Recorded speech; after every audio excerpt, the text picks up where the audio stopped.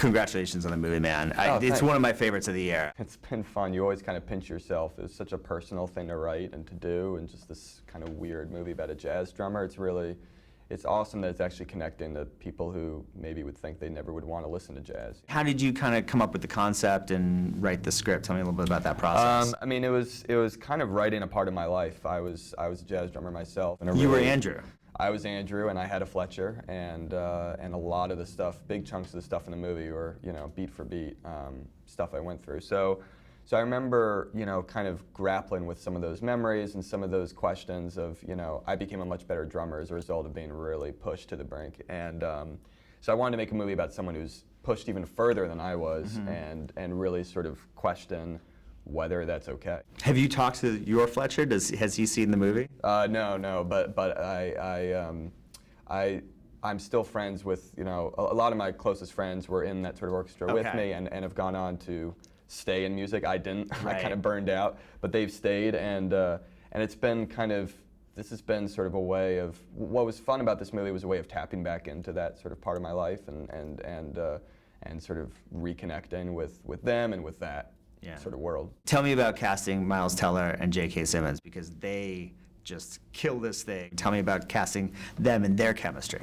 Yeah, I mean, you're lucky when you get actors like this. It's sort of like, you can show up on set and not do anything and you'd still have something.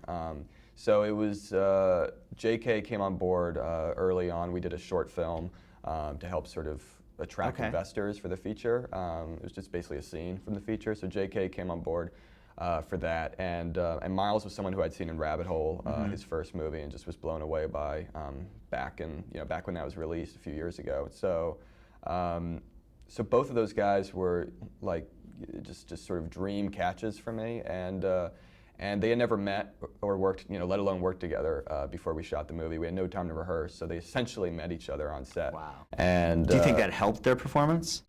I don't know. I mean, it's like in my mind, I was like, oh man, I wish we had some rehearsal time. But it certainly didn't hurt it, and it helped that they got along well, so that off the set it was not a charged sort of thing. But they're such pros that as soon as the camera rolled, it was just there was just this kind of electricity. But also I think the fact that they do get along, there's also this kind of weird love, this weird affection in the relationship, and I did think about the relationship as this sort of weird, twisted love story that we had to kind of take it from a meet cute to a through to the conclusion. So thinking of it that way, yeah. I mean, I think they're the best, on-screen lovers in a while. That should be the quote. Yeah.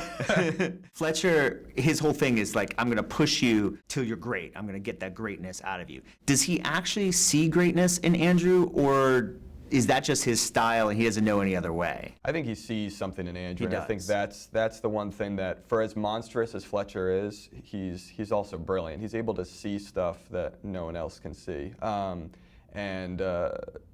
At the very beginning of the movie, I think he sees this kid who no one at the school or in his family or no one anywhere really sees much potential in, and he's able to kind of see through the sort of shy exterior and see a core of not just potential talent, but also resilience.